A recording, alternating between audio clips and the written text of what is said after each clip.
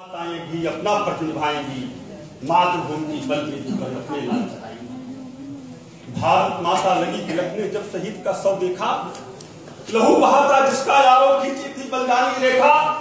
जो जीवन के मधुमासों को मातृभूमि पर चढ़ा गया, यौवन का मकरंद बहाकर जो मुस्कुराकर चला गया, उसकी यादों में ही उसका प्यार कराहा करता है। जाग जाग कर रातों की भी नींद लुटाया करता है, नीर नयन से निर्जर बनकर झरझर झरता है। घर आंगन भी सुना सुना सदा सकता रहता है, पूनम का चंदा भी उसको रोज जमावस लगता है। जीवन से श्रृंगार गया तो दर्पण से वह डरता है। जाने कितनी कड़ियों की मातृभूमि की रक्षा में ही रोज चिताएं सकती हैं।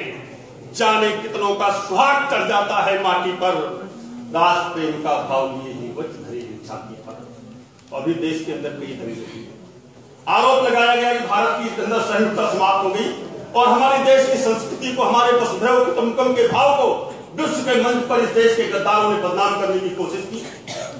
यहाँ मंच की अपनी मर्यादा है, करके विचारों की अपनी स्वतंत्रता है। इन दोनों के बीच से एक रचना आपके सामने रखता हूं कि वास्तव में इस देश के अंदर हिंदू मुसलमान का कोई झगड़ा नहीं है।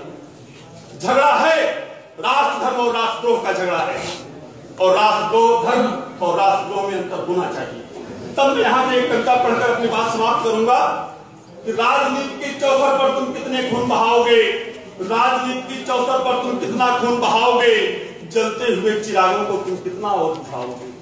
हकलाक मरे या गौरव हमको पीड़ा होती है, जो दंगों की भेंट चढ़े माताएं उनकी रोती हैं, और गठजोड़ तुम्हारा गद्दारों से साफ दिखाई देता है। राष्ट्र धर्म का पालन भी अब पाप दिखाई देता है।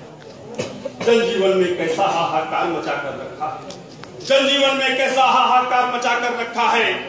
जिले जिले में गुंडों को सरकार बनाकर रखा है, और कहां गए वो भाट सभी सम्मान फेंक कर भागे थे, और मीडिया की तोपों से शब्दों के गोले दागे थे।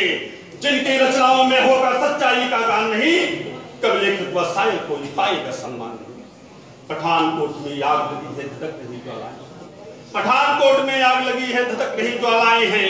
चरमपंथ ने पांव पसारा चरमपंथ ने पांव पसारा धूमिल हुडी घटाए हैं। सीताओं का हरण तुम्हें क्यों नहीं दिखाई देता है, आर्तनाद कर रहा जटायु नहीं सुनाई देता है। पंथ नहीं है गड़बड़ कोई, सब में ही अच्छाई है। अब्दुल कलाम का जीवन भारत की सच्चाई है।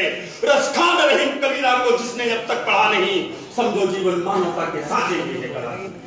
पूछ रही है बहन वीर की किसको राखी बांधूंगी, पूछ रही है बहन वीर की किसको राखी बांधूंगी। जो आएगा कभी नहीं अब किसकी राहें ताकूंगी। तुमने जीवन को कागज के टुकड़ों से ही तौल दिया, नौनिहाल जो बिना सहारे बोलो कितना मोल दिया।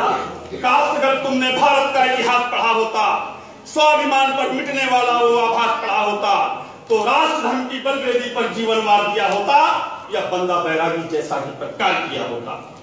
हमने समझा कृष्ण तुम्हें, तुम नाश करोगे कंसों का, पोल खोलकर बगलों की सम्मान करोगे हंसों का। लेकिन जिस थाली में खाया उसमें तुमने छेद किया, जिस जननी ने दूध पिलाया छाती उसकी नोच लिया।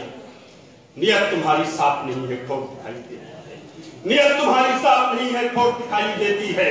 भारत मां के सीने पर भी चोट दिखाई देती है, और बिसराया तुमने 36 साल को वीरों के परिपाटी को। राणा का यशगान सुनाती अपनी हल्दी घाटी को। बेर सिवा का कौशल शायद तुमको याद नहीं, बेर सिवा का कौशल शायद तुमको याद नहीं।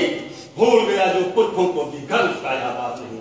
4 पंक्तियों में मैंने इस देश की समस्या का समाधान लिखने का साहस किया है।